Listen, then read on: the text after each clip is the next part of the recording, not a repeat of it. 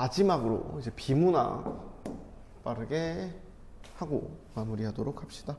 첫 번째 비문학 세트는 20번 세트입니다.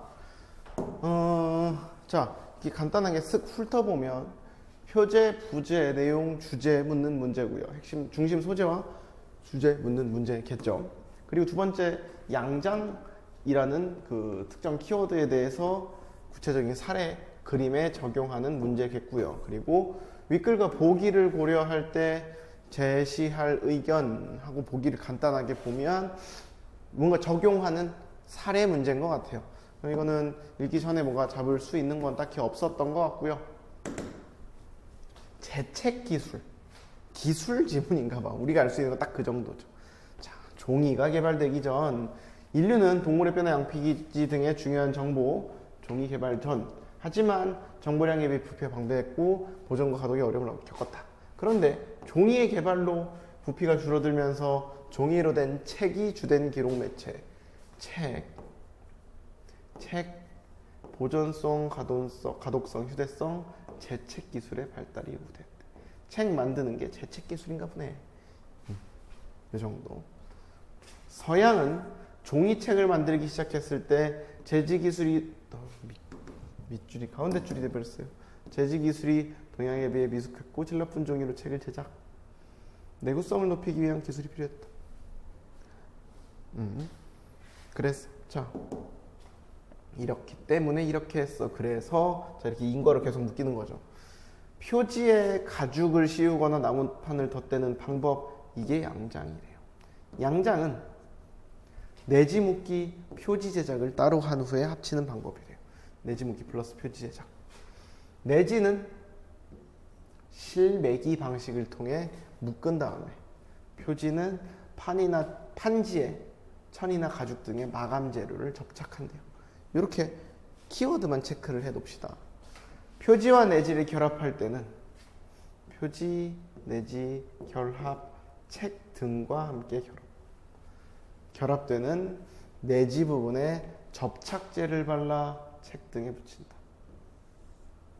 또한 내지보다 두껍고 질긴 종이인 면지를 표지와 내지 사이에 접착제로 붙여 이어줌으로써 책의 내구성을 높인다.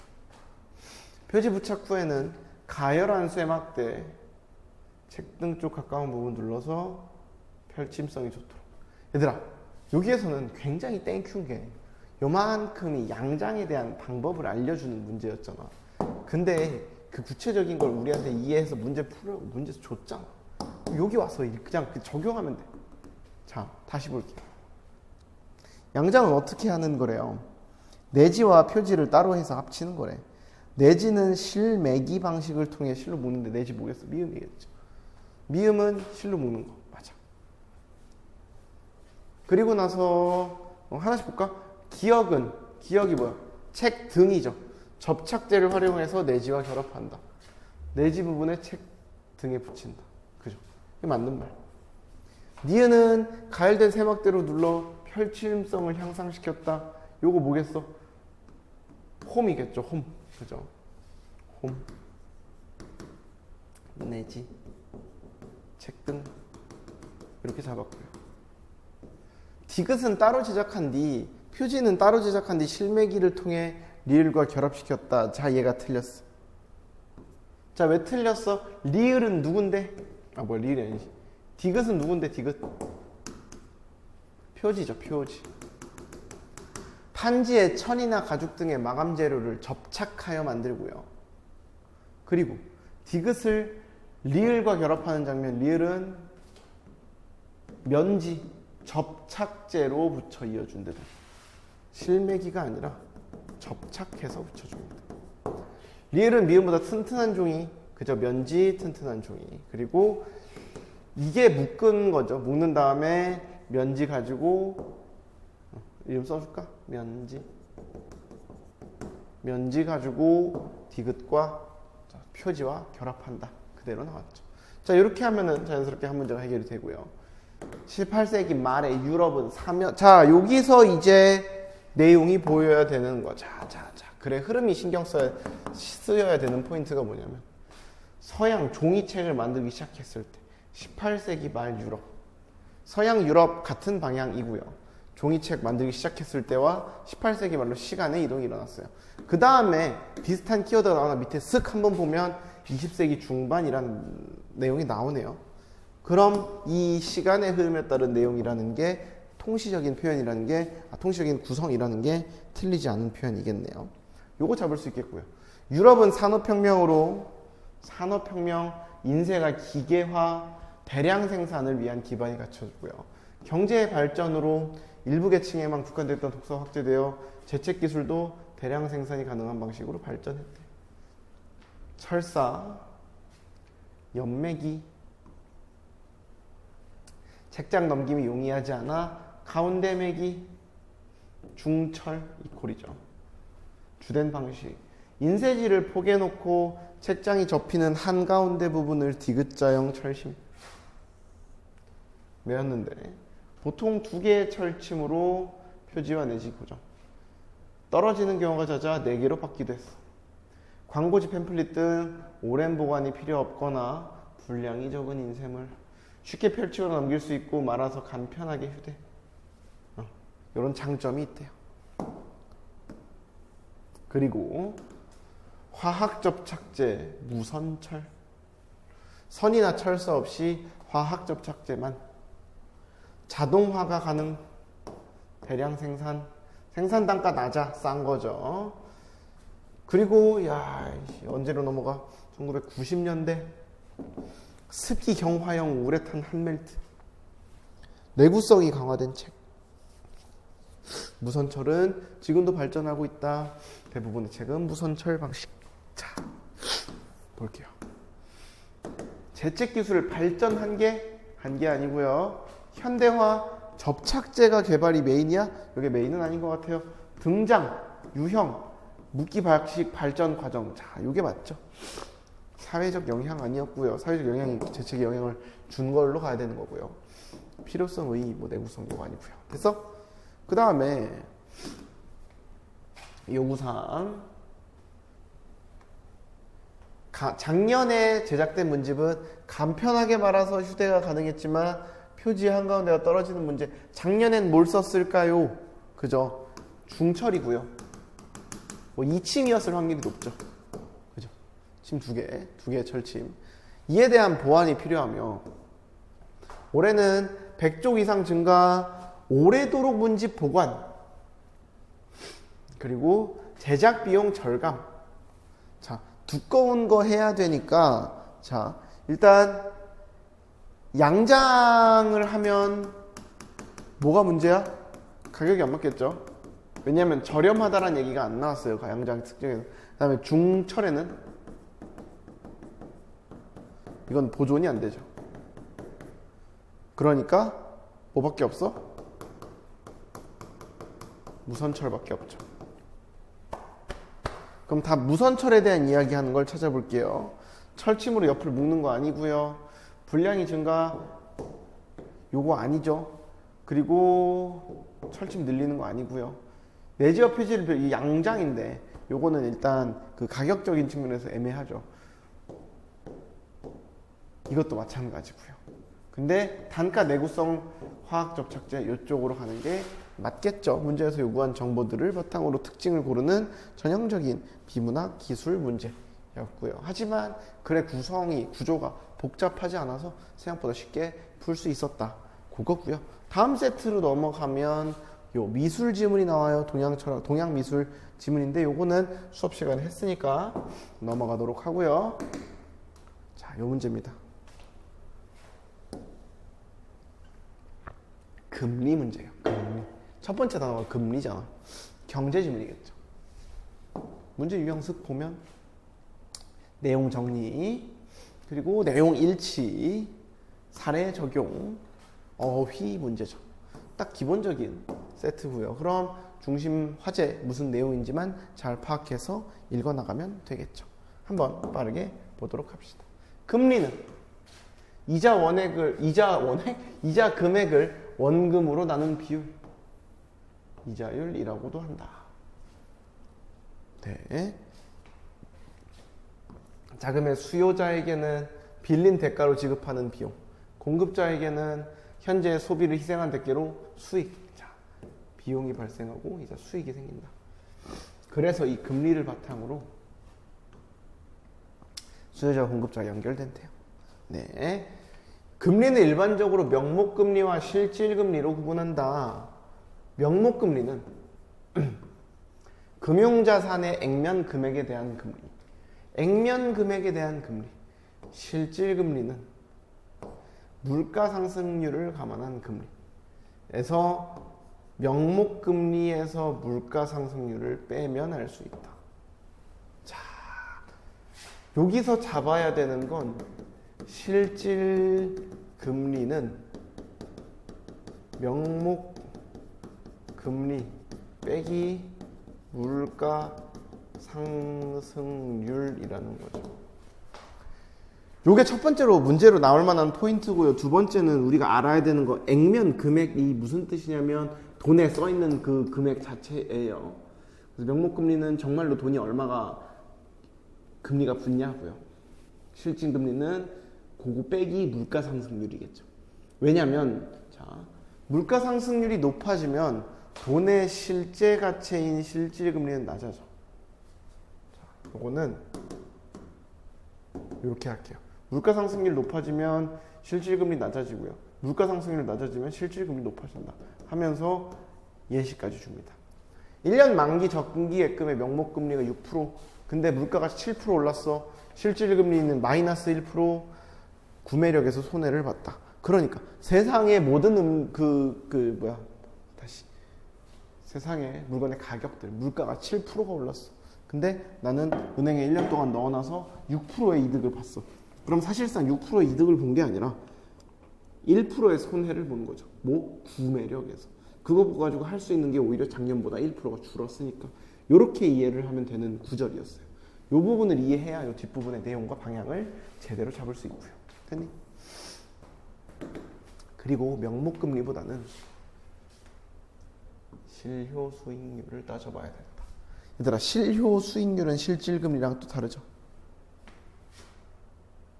일정 기간 실현된 이자 수익률. 자, 계산 방식에 따라 달라진다 하고 예를 들어 여기까지 줍니다. 보통 만기 1년에 연리 6%는 돈을 12개월 동안 은행에 돈을 넣으면 6%의 이자가 붙는다. 그죠?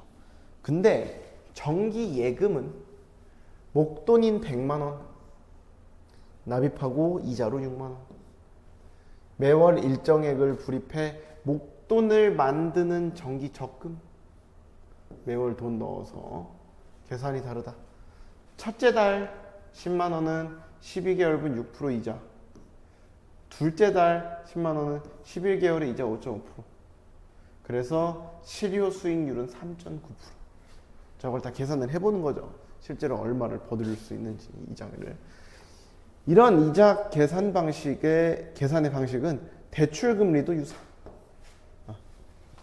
1년 뒤에 한 번에 갚는다면 6만 원은 이자, 12개월 나눠 갚으면 원금도 줄어드니까 이자도 줄어들겠죠. 자, 여기서 우리가 가져가야 되는 건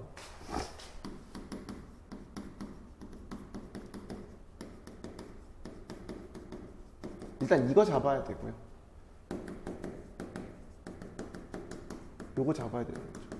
실효 수익률은 실제로 이걸 다 계산했을 때 실질적인 이자가 어느 정도인지인 거고요. 정기 예금과 정기 적금이라는 걸 잡아야 되는데, 정기 예금은 목돈을 넣는 거고요. 정기 적금은 목돈을 만드는 거다. 요 차이가 중요하겠죠. 목적이 다른 거잖아. 그지? 또 예금이나 적금의 기간이 길어서 이자를 여러 번 받는다면, 지급된 이자가 원금이 되어서 이자가 붙는 복리, 원금에 대한 이자가 붙는 단리 살펴야 된다. 이자는 금융소득이어서 세금까지 내야 돼. 그거 다 계산해야 내 돈에 들어오는 이자 금액이 나온다. 돈 어떻게 쓸지 계산 잘해야 된다. 금리에 대한 정확한 이해해야지 중요한 기준이 된다 하면서 마무리가 됩니다. 자, 내용 정리부터 하나씩 그냥 차분차분 풀어볼게요. 이 금리는 이자 금액을 원금으로 나눈 거 곱하기 100이래요. 그게 첫 번째 줄에 써 있거든. 이자 금액을 원금으로 나눈 비율이래. 요 곱하기 100이라는 거. 비율을 계산하는 건 우리 배웠죠. 맞는 이야기고요. 실질 금리는 금융자산의 액면 금액 빼기 물가 상승률. 얘들아, 그 돈에서 물가 상승률을 왜 빼요? 이게 아니라 명목금리 빼기 물가 상승률이겠죠. 그러니까 금융자산의 액면 금액에 대한 금리 빼기 물가 상승률이 맞겠죠. 실효 수익률, 실제 이자 수익률, 복리 이자도 원금이 된다. 세금, 소득세와 주민세다. 됐고요. 윗글을 통해 알 수 있는 내용으로 적절하지 않은 것은 금리는 자금의 수요자와 공급자가 존재해야 결정될 수 있겠죠. 돈을 빌려주는 사람과 빌리는 사람. 물가가 하락하면 실질금리가 명목금리보다 더 커질 수도 있겠죠. 그죠? 물가가 하락해. 그럼 실질금리는 얼만큼 오르는데 명목금리는 얼만큼 오른다. 뭐 이렇게 볼 수 있겠고요. 사실 요거 계산이 힘들면 세모 쳐도 돼요. 근데 이게 보이죠. 금리는 지금 소비할 것인가 소비를 늦춘가를 판단하는 기준이 될 수 있다. 왜? 여기. 오히려 구매력에서 손해를 보면 안 되잖아. 그죠? 마지막에도 나오죠. 어딨어? 여기. 현재 소비와 미래 소비를 결정짓는 기준이 된다. 됐어? 실효 수익률을 알아내려면 이자가 붙는 시기와 이자가 계산되는 방식을 따져봐야 되는 거죠. 모든 걸 고려해야 된다라는 거고요. 정기 예금은 목돈을 형성할 때 정기 적금은 목돈 반대죠. 예금, 목돈, 보유, 적금, 목돈, 만들기. 요게 이제 본문에서 나온 이야기였죠. 요렇게 볼 수 있겠죠. 됐어? 됐어. 자, 아까 요 2번 선지 같은 경우는 그렇게 볼 수 있죠. 물가가 하락해. 실질금리, 실질적으로는 내가 예를 들어서 뭐죠? 6%의 금리를 벌었어. 이자를 받았어. 근데 물가가 하락해 한 7% 하락했어. 그러면 나는 6%만 그 이득을 본 게 아니죠. 그 7%에 대한 것까지 해서 실질적으로 15%까지 금리를 이익을 본 거다라고도 볼 수 있겠죠. 그죠? 이 정도 볼 수 있겠고요. 영수 용돈으로 15만 원, 5만 원 학용품비, 380만 원 등록금을 마련할 생각. 저축 상품을 알아보았다. 얘들아, 얘 지금 얼마 있어? 얼마 없다고 봐야 되겠죠? 지금 용돈 받고 있어요. 15만 원에서 지금 10만 원 저금할 수 있는 상황이에요. 그리고 목표는 380만 원을 마련해야 돼. 정기적금, 정기예금 단위로 계산. 얘들아, 정기예금을 지금 얘가 여기서 가입하면 10만 원짜리밖에 못 들어가죠. 그러니까 애초에 목표가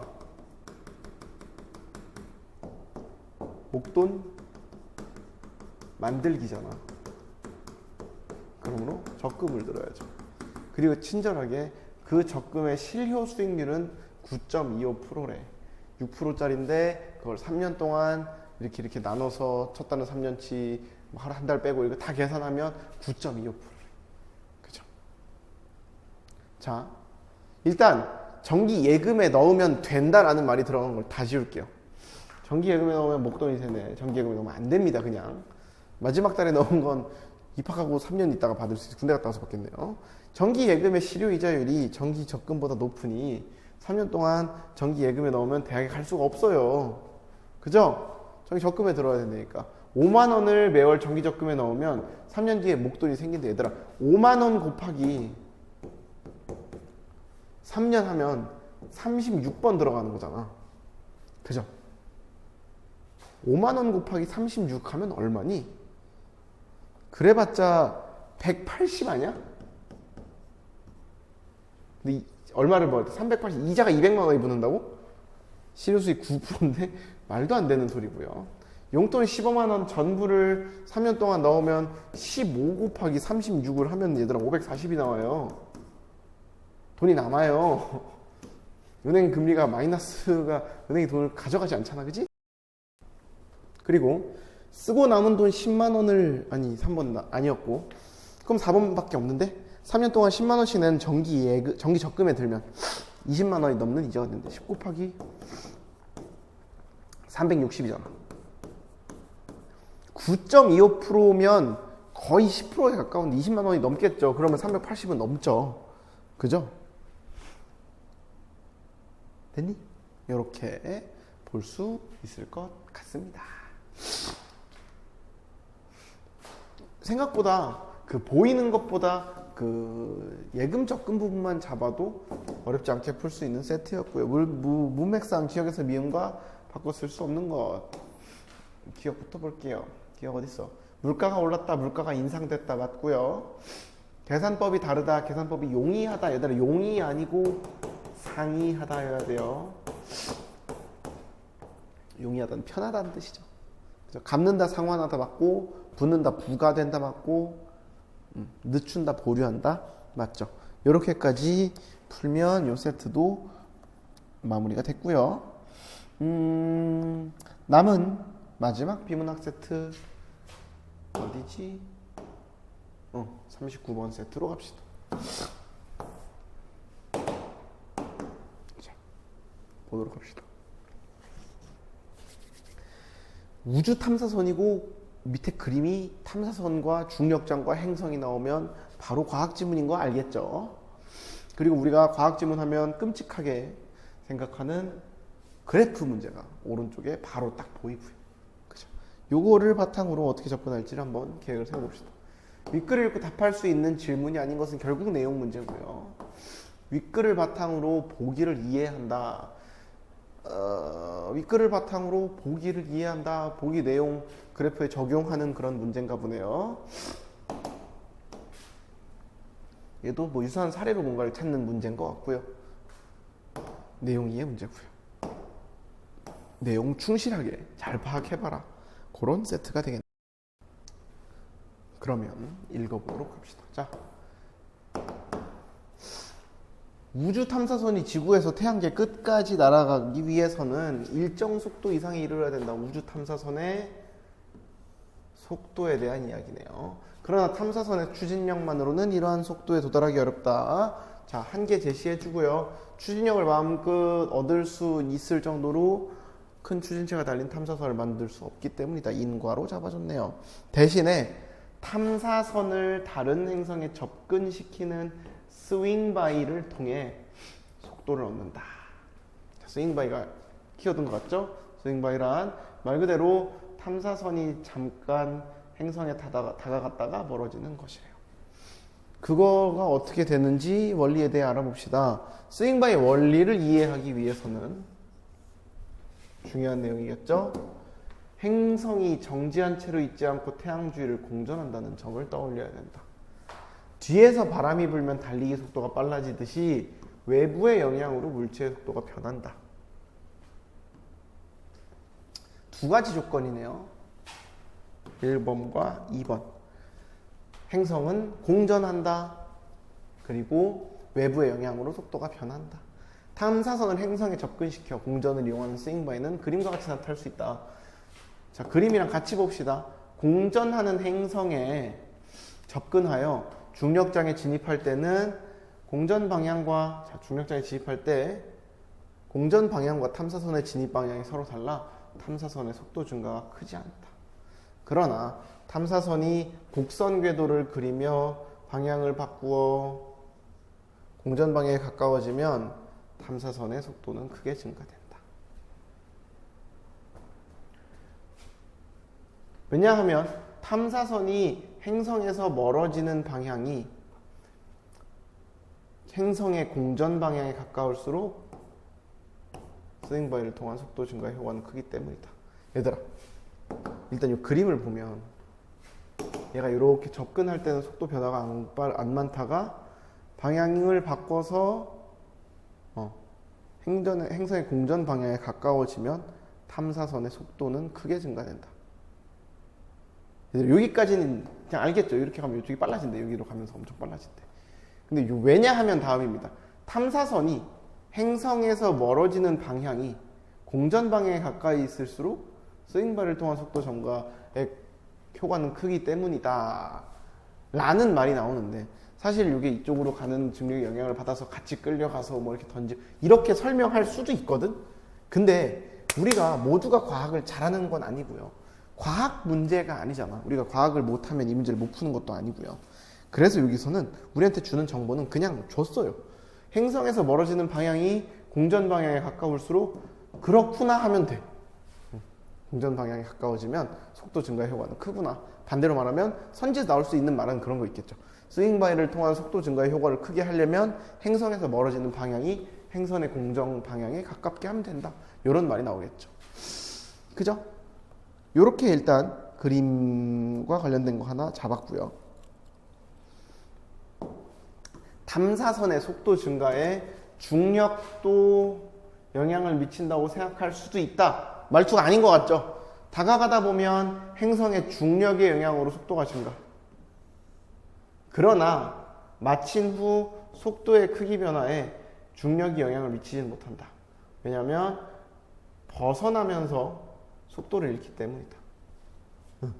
들어갈 때 힘을 얻었지만 그만큼 또 힘을 써야 빠질 수 있기 때문에 중력에서. 탐사선 롤러코스터에 비유하면 높은 곳에서 내려갈 때는, 자 여기 사례를 통해서 보여주는 거죠. 높은 곳에서 내려갈 때는 속도가 증가하지만 낮은 지점에서 다시 올라올 때 감소하는 거다. 오케이. 그럼 즉 이 스윙바이는 공전을 쓰는 거야, 자전을 쓰는 거야, 둘 다 쓰는 거야? 자전은 아니다라는 거죠. 공전만 쓴다는 거죠. 속도에서는. 스윙바이는 행성의 공전 속도를 훔쳐오는 것이다. 운동량 보존 법칙에 따라 스윙바이를 통해 탐사선과 행선이 주고받은 운동량은 같다. 훔쳐온다는 거잖아. 즉 탐사선의 속도가 빨라지는 것처럼 행선의 속도는 느려졌다. 서로 주고받은 운동량은 질량과 속도 변화량을 곱한 것이래. 질량이 작은 탐사선은 속도가 크게 증가, 질량이 매우 큰 행성은 속도가 거의 줄어들지 않는다. 실제로 또 예시, 지구와 스윙바이를 통해 초속 8.9km 엄청 빠르죠. 갈릴레오호에 의해 지구의 공전 속도는 1억 년 동안 1.2cm쯤 늦어졌다. 질량의 차이 때문에 어쨌든 운동량은 같다, 뭐 이렇게 되는 거겠죠. 자, 문제 빠르게 봅시다. 윗글을 읽고 답할 수 있는 질문이 아닌 것은 탐사선이 스윙바이 하는 까닭, 속도를 얻기 위해서 거기까지 추진력으로 가기 힘들기 때문에. 스윙바이 동안에 행성의 중력이 변하는 이유는, 네? 이런 문제 안 나왔어요. 이런 내용.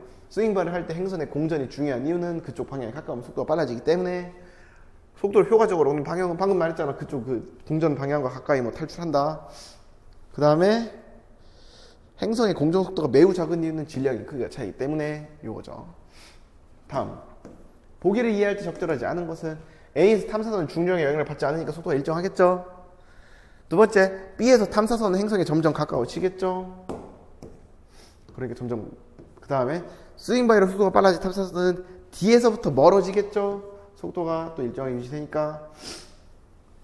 B에서 속도의 크기 변화는 C에서 속도의 크기 변화와 같다. 얘들아, 이게 그러니까 너네를 무시해서 얘들아 요거랑 비교해 보세요 하는 게 아니라, 그러니까 눈으로만 봐도 얘가 답인 건 알겠죠. 그지? 그러니까 문제에서 원했던 건 뭐냐면, 얘는, 그러니까 C는 공전 궤도에 들어가는 거잖아. 그죠? 공전 궤도? 공전 방향? 공전 방향이라고 쓰는 게 본문에 나오거든요. 요거에 영향을 받아서 변화가 더 큰, 요걸 찾을 수 있는지를 물어보는 문제였는데, 그림이 너무 약간 우리를 바보 취급하는 듯한 수준의 느낌이 돼버려서 그런 거지. 무슨 말인지 알겠죠? B에서 C 방향 바꾸어서 공전방에 가까워지는 거, 그래서 속도가 많이 느는 거 볼 수 있겠고요. 그리고 스윙 바이, 얘들아 스윙 바이가 그래서 결국 뭐였냐면 달리고 있는 공전을 하고 있는 행성에 얘가 얻어 타서 그 속도 같이 받는 그런 느낌인 거잖아. 공전하는 행성과 같은 요 태우는 역할을 하는 애를 찾아보자는 거지. 어떤 사람이 말을 출발시켰다, 얘는 아니겠고요. 시속 30km로 달리는 말 위에서 궁수가 말에 지있는 행방향으로 화살을 쐈대. 얘는 말이 그게 아니라 저거 뭐야, 뭐야, 왜 말이 안 나와? 탐사선이겠죠, 탐사선. 얘가 아니잖아. 탐사선. 관역은 나오지도 않았죠. 궁수의 화살은 150km로 날아가는 것처럼 보인다. 옆에 서 있는 사람은 시속 180km로 날아가는 거 보인다. 그러니까 요 다른 거를 업고 가서 얘 속도를 더해주는 애는 요거밖에 없었어요. 내용상. 그죠? 그러니까 속도를 더해준 요거 정도로만 풀어도 사실 찾을 수 있는 문제였고요. 기억을 이해한 것으로 적절한 것은 스윙바 있는 행선의 공종속도를 훔쳐오는 것이다. 탐사선이 얻은 속도와 행성이 잃은 속도가 같으면 큰일 납니다. 탐사선이 얻은 속도가 행선이 잃은 공전 속도보다 작다? 탐사선이 더 많이 얻고 행선은 많이 속도 줄지 않았어요. 운동량이 같아야 되는 거 라고 그대로 써있죠. 그렇죠? 운동량은 같다. 사실 요 3번, 4번이 동시에 나와 버리니까 둘 중에 하나가 답이 될 수밖에 없는 그런 문제. 1, 2번일 수도 있겠다. 그렇게 따지면. 그죠? 요렇게 풀면 사실 얘도 어렵지 않게, 그러니까 이걸 가지고 한 번 더 꽈쓰면 되게 어려운 문제가 될 수 있는데 본문에서 나온 말이 거의 그대로 나와버리니까 어렵지 않게 풀 수 있는 문제였어요. 이렇게까지 보면 이번 세트가 최근에 풀었던 세트들 중에서 굉장히 쉬운 편이었다라는 생각이 들고요. 이제 시험 잘 보시고요. 과정 잘 마무리하고 우리 예비고일 과정에서 많이 만나도록 합시다. 오케이? 고생하셨습니다.